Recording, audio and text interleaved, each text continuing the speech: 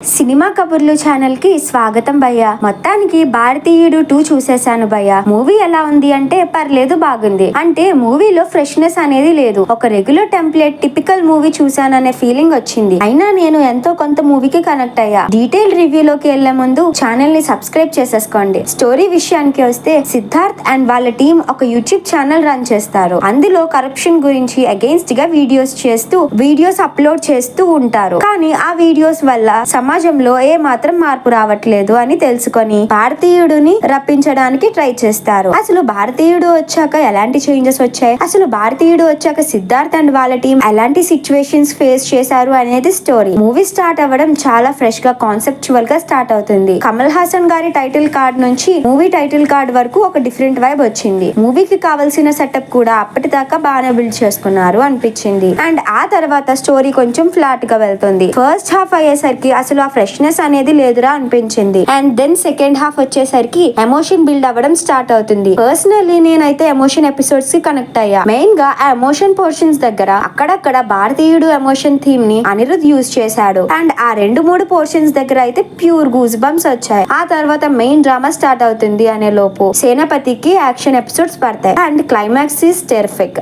Last end cards మాత్రం miss అవ్వకండి. Indian 3 trailer is something big as we expect. Team చెప్పినట్టు అసలు story Indian 3 లోనే ఉంది. ఆ డ్రామా వర్క్ అవ్వడానికి ఇండియన్ 2 బిల్డ్ చేశారు. ఈవెన్ దో ఇండియన్ 2 కూడా పార్ట్స్ గా వర్కౌట్ అయింది. కాకపోతే శంకర్ గారి ఫైర్ మిస్ అయింది అనే ఫీలింగ్ వచ్చింది. రెగ్యులర్ సీన్స్ అయ్యేటప్పటికి విఎఫ్ఎక్స్ అండ్ విజువల్స్ మళ్ళీ శంకర్ గారి రేంజ్ విజువలైజేషన్ ని గుర్తు చేశాయి. ఓకే, యాక్టర్స్ పర్ఫార్మెన్సెస్ కి వస్తే కమల్ హాసన్ గారు as usual terrific in his role. Siddharth తన యాక్టింగ్ పొటెన్షియల్ ని మళ్ళీ ప్రూవ్ చేసుకున్నాడు. ప్రియా భవానీ శంకర్, రకుల్ ప్రీత్, వివేక గారు, Bobby, SJ Surya all did their best. Technically movie చాలా బాగుంది. అనిరుద్ బ్యాక్గ్రౌండ్ స్కోర్ సినిమా అంతా ఒకే రీల్ ని కొట్టేశారు అనిపించింది. అసలు శంకర్ గారు భారతీయుడులో సేనాపతి క్యారెక్టర్ ని క్రియేట్ చేసినప్పుడు ఆ క్యారెక్టర్ లో ఎమోషన్ డెప్త్, అసలు ఎందుకు చంపుతున్నాడు అనే యాంగ్జైటీ వచ్చింది. కానీ పార్ట్ 2 లో ఆ క్యారెక్టర్ లో డెప్త్ కనిపించలే. ఈవెన్ దో క్యారెక్టర్ లో షేడ్స్ ని మళ్ళీ ఈ జనరేషన్ కి తగ్గట్టు డిజైన్ చేసుకున్నారు. అందులో most of the shades work out అయ్యాయి. మోస్ట్ ఆఫ్ ద పీపుల్ మళ్ళీ భారతీయుడు మ్యాజిక్ క్రియేట్ అవుతుంది అని అనుకుని